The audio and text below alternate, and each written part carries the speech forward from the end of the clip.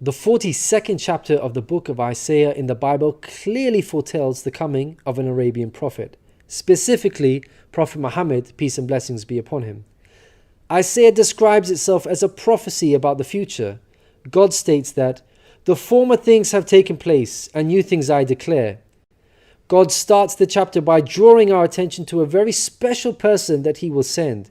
He describes this person as my servant, whom I uphold, my chosen one in whom I delight.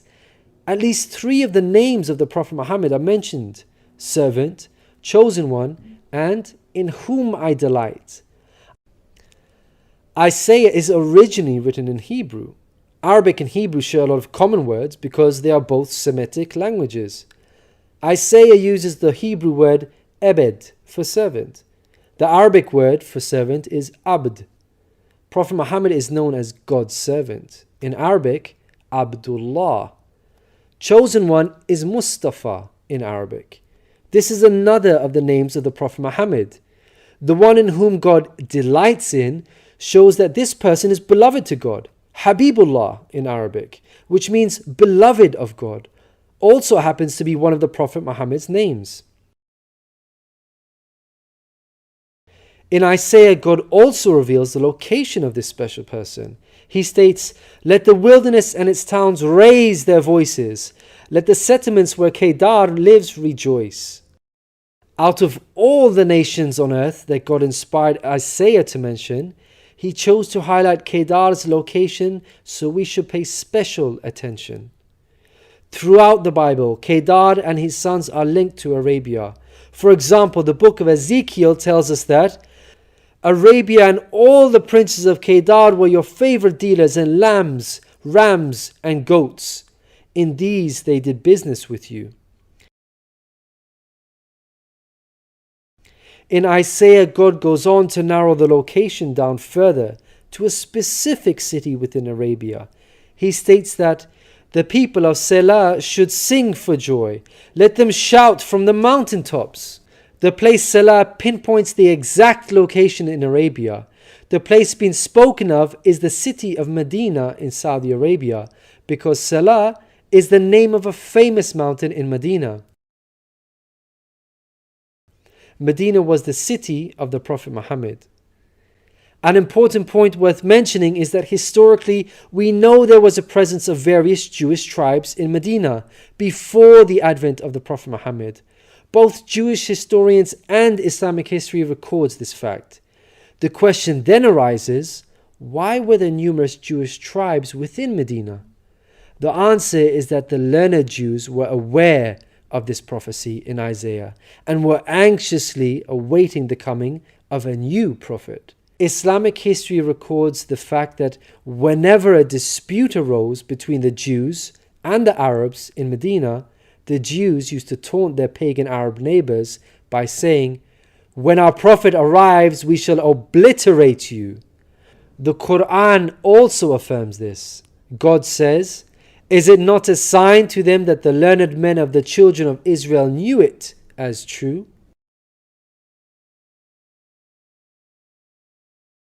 In Isaiah, God informs us that the special person will bring something new. Mankind is told that we will sing to the Lord a new song, His praise from the ends of the earth. The statement "a new song" means a new law, a new way of worship. This is exactly what Islam represents. The emphasis on the new song here is singing the praise of God all over the earth.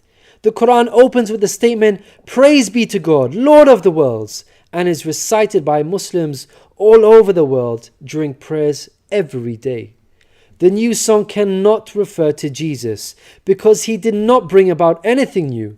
Rather, he confirmed the law of Moses that was already there. In the Gospel of Matthew, Jesus said, "Think not I am come to destroy the law or the prophets.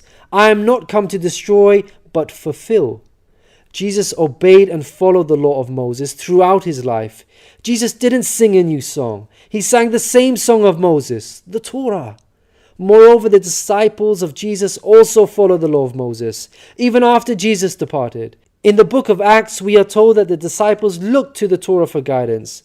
For the law of Moses has been preached in every city from the earliest times. In Isaiah, God emphasizes the universal mission of the coming person by mentioning that he will be made a covenant for the people and a light for the Gentiles.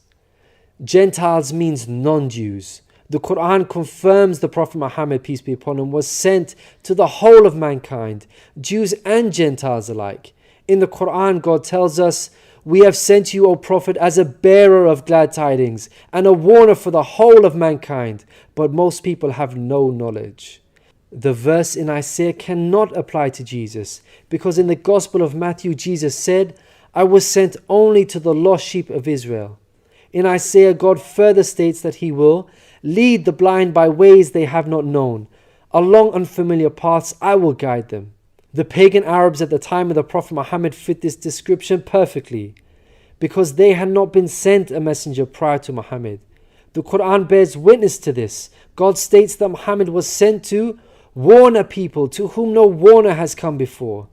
The verse in Isaiah cannot apply to Jesus, because his people, the Israelites, had already received a multitude of prophets from God.